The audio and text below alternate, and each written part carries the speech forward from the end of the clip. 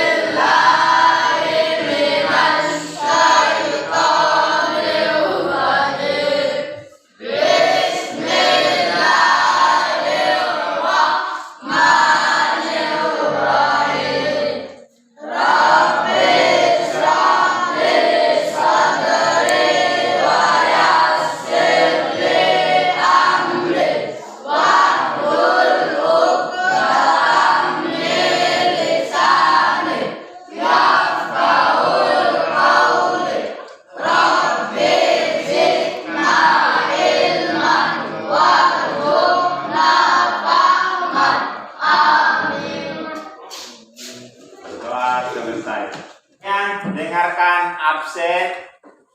Adi Mulyadi. Alfa. Al Khalifatur Rehan. Ardiansa. Arjuna. Arjuna. Fitra Insa. Firman Perdana Putra. Hairul Anas. Hadir Hairul Anas ya. Januari. Alfa. Hairul Nas. Karifan Dani. Muhammad Alfiansa. Ini Pepe. Muhammad Azril Al-Muzakir. Pak. M. Dika. Muhammad Ridho Ramadan. Rizky Hermawan. Pak. Patrialis Akbar. Azhar Anas. Tian Saputra. Akbar. Oke, hari Selasa tanggal 8 November ini di kelas 8B ada 3 orang yang alfa. Anak sekalian tetap semangat belajar, semangat untuk tetap hadir di sekolah. Oke, kita akan lanjut ke materi pembelajaran kita hari ini. Anak sekalian, sebelum kita melanjutkan materi kita hari ini, kita akan mengulang kembali dulu materi pembelajaran kita pada pertemuan sebelumnya. Oke, masih ingat materi apa yang kita bahas kemarin? Masih. Tentang apa? Pola-pola pengembangan dari eksposisi. Ya, benar. Pola-pola pengembangan eksposisi. Hairun Nas. Ada berapa pola pengembangan eksposisi? 4. Sebutkan. 1. Pola umum khusus. Bagus, terus. 2. Pola khusus umum. Bagus. 3. Pola ilustrasi. Bagus. 4. Pola perbandingan. Oke. Tepuk tangan dulu untuk Hairun Nas. Oke, kita ulang sama-sama ya. Yang pertama pola khusus. Yang kedua yang ketiga yang keempat. Oke, jadi ada pola umum khusus umum, ilustrasi, dan pola perbandingan. Zaki, apa yang dimaksud dengan pola umum khusus? Pola umum khusus adalah titik pokok atau bagi yang T-nya ditempatkan pada awal paragraf. Oke, tepuk tangan untuk Zaki. Benar ya, pola umum khusus adalah pola yang menempatkan ide pokoknya di awal paragraf. Oke, yang kedua, pola khusus umum. Hairul Anas. Pola khusus umum adalah pola yang bersifat khusus dan diikuti oleh uraian yang bersifat umum. Oke, tepuk tangan dulu untuk Anas. Jadi pola khusus umum itu ya dia diawali dengan penjelas-penjelas baru ditutup dengan kesimpulan yang bersifat umum atau ide pokoknya di akhir paragraf. Yang ketiga tadi pola apa? Pola ilustrasi. Tadi Bang Dani, apa itu pola ilustrasi? Pola ilustrasi adalah sebuah gagasan yang terlalu umum memerlukan ilustrasi-ilustrasi konkret. Oke, jadi pola ilustrasi ini ya gambarannya masih terlalu umum, jadi perlu ilustrasi-ilustrasi yang konkret. Biasanya ilustrasi ini ya diambil dari pengalaman-pengalaman pribadi. Oke, lanjut yang D, pola apa? Perbandingan. Pola perbandingan. Rido, apa itu pola perbandingan? Pola perbandingan adalah untuk meyakinkan suatu pendapat kamu melakukan suatu perbandingan. Jadi pola perbandingan ini membandingkan ya dua opini yang berbeda, baru nanti ditarik kesimpulan dari dua perbandingan tersebut. Itulah materi yang sudah kita bahas pada minggu lalu. Baiklah, kita akan melanjutkan materi pembahasan kita, yaitu tentang jenis-jenis paragraf di dalam teks eksposisi. Di dalam teks eksposisi ada 3 jenis paragraf, yaitu paragraf deduktif, paragraf induktif, dan paragraf campuran. Oke, kita bedah satu-satu. Paragraf deduktif adalah paragraf yang gagasan ya umumnya berada di awal paragraf. Kemudian paragraf induktif adalah paragraf yang gagasan umumnya berada di akhir paragraf. Sedangkan paragraf campuran adalah paragraf yang gagasan umumnya berada di awal dan di akhir paragraf. Oke, dari paragraf deduktif dan induktif sama atau beda? Beda. Di mana letak perbedaannya? Kalau paragraf deduktif itu berada di awal, sedangkan paragraf kalau campuran Berada di awal dan akhir. berada di awal dan di akhir. Oke. Akbar, ada berapa jenis paragraf? 3. Sebutkan. Paragraf deduktif, paragraf induktif, paragraf campuran. Oke, bagus, tepuk tangan untuk Akbar. Selanjutnya, paragraf deduktif. Patrialis Akbar. Paragraf deduktif adalah paragraf yang gagasan umumnya terletak di awal paragraf. Gagasan umumnya terletak di awal paragraf. Sekali lagi tepuk tangan untuk Patrialis Akbar. Paragraf induktif. Muhammad Alfiansa. Paragraf induktif adalah paragraf yang umumnya ada di akhir. Baik, benar. Paragraf induktif adalah paragraf yang gagasan umumnya berada di akhir. Tepuk tangan sekarang untuk kalian. Selanjutnya yang ketiga, paragraf campuran. Rizky. Paragraf campuran adalah paragraf yang dasar umumnya berada di awal dan Di akhir, benar. Paragraf campuran adalah paragraf yang gagasan umumnya berada di awal dan di akhir. Tepuk tangan untuk Rizky.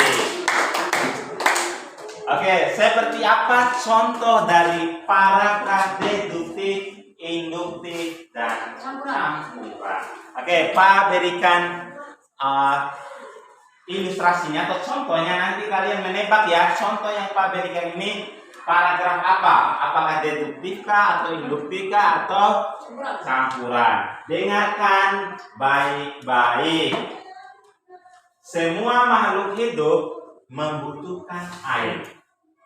Manusia dalam kehidupan sehari-hari pasti membutuhkan air untuk minum, untuk mandi, mencuci, dan lain sebagainya. Begitu juga dengan hewan, ya, pasti membutuhkan air. Dan tidak hanya manusia dan hewan, tumbuhan pun membutuhkan air. Oke, contoh yang Pak berikan ini paragraf apa? Deduktif. Paragraf Deduktif. deduktif. Dari mana kalian tahu ini paragraf deduktif? Karena gagasan punya berita di awal. Bagus sekali. Tepuk tangan untuk Khairul Anas. Karena gagasan umumnya berada di awal. Pak bilang tadi, semua makhluk hidup membutuhkan air. Ini gagasan umumnya. Manusia dalam kehidupan sehari-hari membutuhkan air untuk minum, ya, untuk mandi, mencuci, dan lain sebagainya. Itu merupakan gagasan penjelas. Merupakan gagasan penjelas. Begitupun hewan, tumbuhan itu merupakan gagasan penjelas. Oke, kita balik ya.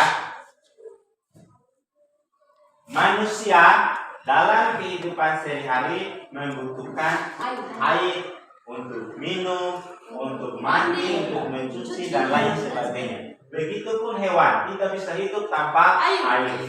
Dan tidak hanya manusia dan hewan, tumbuhan pun membutuhkan air.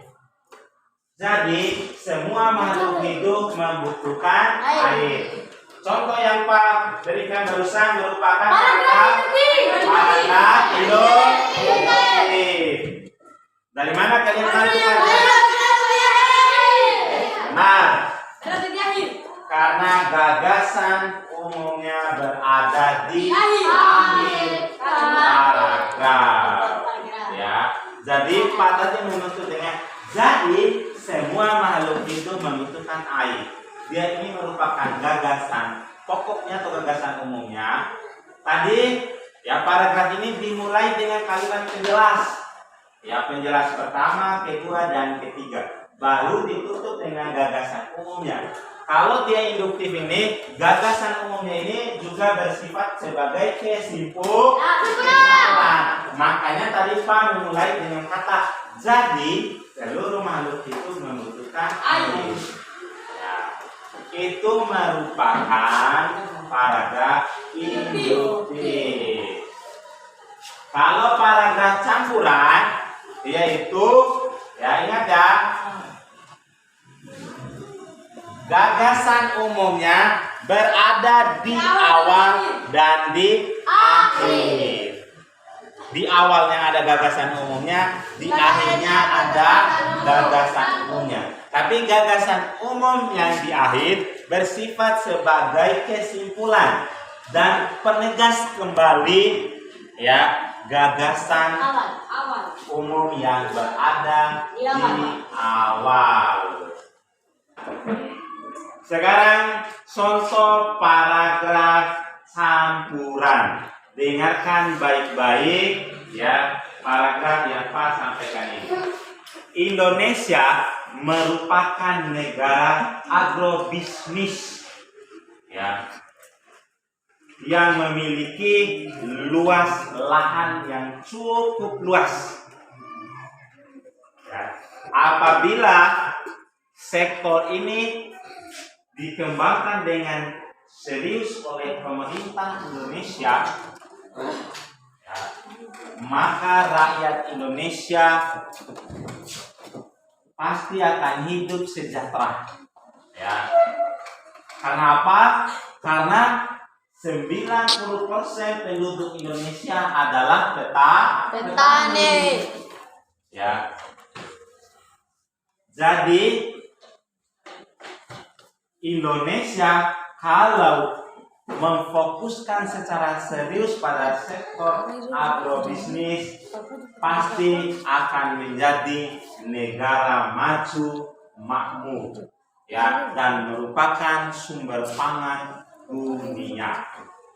Contoh tadi merupakan contoh paragraf campur campuran. Menempatkan gagasan umumnya di awal ya, kemudian diikuti beberapa penjelas, baru terakhir juga gagasan umumnya yang bersifat sebagai kesimpulan. Oke anak-anakku sekalian, sudah paham tentang paragraf deduktif, induktif, campuran? Sudah. Paham juga tentang contohnya? Paham. Oke, kita tes dulu. Hayo Anas, ya, coba kamu sampaikan ya contoh paragraf deduktif. Paragraf contohnya, industrialisasi di negara kita mendorong didirikannya berbagai macam pabrik yang memproduksi beraneka barang dan meningkatnya kesejahteraan masyarakat. Pabrik-pabrik itu memberikan lapangan kerja kepada ribuan tenaga kerja, baik yang berasal dari masyarakat di sekitar pabrik maupun di daerah lain. Dengan demikian, adanya berbagai pabrik dapat meningkatkan kesejahteraan masyarakat. Di samping itu, aneka barang yang diproduksi oleh pabrik-pabrik tersebut telah meningkatkan ekspor non migas serta menghasilkan devisa bagi negara. Contoh paragraf deduktif berada di awal. Oke, di mana gagasan umumnya terletak di Awal. awal paragraf. Oke, beri tepuk tangan untuk Hairul Anas. Itu merupakan contoh dari paragraf deduktif. Sekarang, ya, kalimat tadi contoh paragraf induktif. Contoh paragraf induktif. Gerakan pencinta alam dengan dasar sadar lingkungan sehat setelah memulai menggelar di kalangan remaja. Tidak sedikit perkumpulan pencinta lingkungan yang anggotanya terdiri atas pelajar, baik itu pelajar SMP, SMA, maupun para remaja dari lingkungan pesantren. Keberanian untuk melakukan penelitian ilmiah semakin meluas, khususnya di tingkat nasional. Fenomena semacam itu merupakan bukti bahwa remaja pada tahun-tahun ini tidak selalu bernilai negatif. Oke, gagasan umumnya berada di mana, Kak Dani? Gagasan umumnya berada di akhir. Di akhir paragraf. Tepuk tangan dulu untuk Kak Dani. Selanjutnya contoh paragraf campuran. Ayo Mas, silakan. Contoh paragraf campuran, saya berangkat bersama sektor agrobisnis. Tidak ada negara lain yang mampu memenuhi kita. Memang, masalah yang kita hadapi yang sedang berlangsung telah mengoreksi nilai kita. Dalam hal ini, pemerintah tidak perlu memaksa rupiah menguat. Akan tetapi, biarkan mekanisme pasar menemukan keseimbangannya. Pemerintah harus menyesuaikan diri terhadap nilai tukar yang ada dengan mendorong industri yang mampu bertahan pada nilai tukar yang ada, yakni sektor agrobisnis. Bagi sektor agrobisnis, semakin melemah rupiah asal stabil akan semakin baik apabila sektor ini sudah berjalan dengan baik. Tidak mustahil negara kita akan menjadi salah satu negara yang ekonominya tertangguh di dunia. Oke, itu merupakan contoh paragraf campuran. Gagasan umumnya berada di awal dan di akhir. Tepuk tangan dulu untuk Hayuman. Nah, materi kita ini ya tentang jenis-jenis paragraf, yaitu paragraf deduktif, induktif, dan campuran. Ya, ada yang ingin bertanya? Iya, Pak. Ya, silakan Tito. Pak, saya ingin bertanya. Ya, silakan. Misalkan di dalam teks reposisi menggunakan ketiga jenis paragraf tersebut. Oke, bagus pertanyaannya. Tepuk tangan dulu untuk Tito. Nah, pertanyaannya, misalkan di dalam teks eksposisi menggunakan tiga jenis paragraf secara langsung. Ya, jawabannya tidak boleh. kita pilih salah satu ya. Apakah ingin menggunakan deduktifkah, atau ingin menggunakan induktifkah, atau ingin menggunakan campuran. Tidak boleh langsung dalam satu paragraf itu menggunakan 3 jenis paragraf ini. Paham dong? Yang lainnya ada yang bertanya? Ya silakan Pian. Pak, adakah yang gagasan umumnya yang ada di tengah? Oke, tentang Ibu Pian.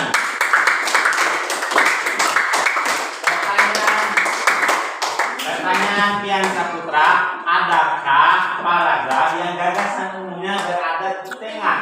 Ya, dalam pembelajaran kita di jenis-jenis paragraf ini, ya tidak ada yang berada di tengah ya. Berada di awal, deduktif, di akhir. Induktif dan di awal dan di akhir adalah paragraf campuran. Paham Pian Saputra? Oke, sekali lagi tepuk tangan untuk kelas 8B. Sekalian, kita akan masuk pada menyimpulkan materi pembelajaran kita hari ini. Siapa yang bisa menyimpulkan materi pembelajaran kita? Angkat tangan. Oke, Pak Triadi Sakbar. Kesimpulan pembelajaran kita hari ini tentang penjelasan paragraf, yaitu paragraf deduktif, paragraf induktif, dan paragraf campuran. Oke, bagus. Tepuk tangan. Ya, silakan Hermanas yang menambahkan. Paragraf deduktif, paragraf yang gagasan umumnya berada di awal paragraf. Bagus. Paragraf induktif, paragraf yang gagasan umumnya berada di akhir. Ya. Sedangkan paragraf campuran, paragraf yang gagasan umumnya berada di awal dan di akhir. Oke, tepuk tangan untuk kelas 8B. Oke.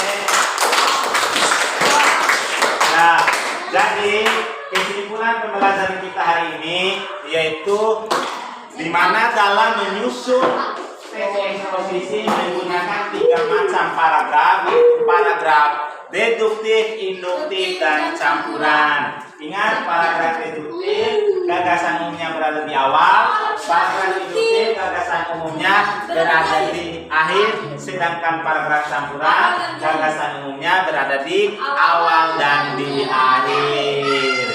Paham semuanya? Paham. Sekali lagi, paham semuanya? Paham. Ada yang ingin bertanya? Ada yang ingin bertanya? Oke, paham semuanya? Berhubung waktu juga sudah selesai, ya terima kasih atas segala perhatiannya. Pak cukupkan sekian. Bila bisa bilhaq fastabiqul khairat. Wassalamualaikum warahmatullahi wabarakatuh.